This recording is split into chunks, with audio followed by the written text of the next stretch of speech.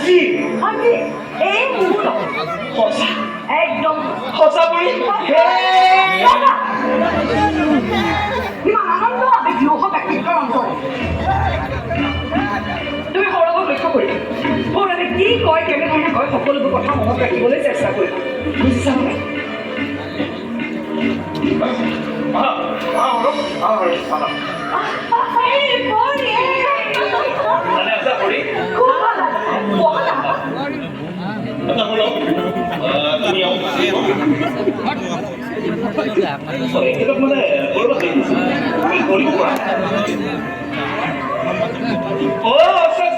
মই আপোনাৰ কথা শুনি আছো পিছে লগত পোৱা নাই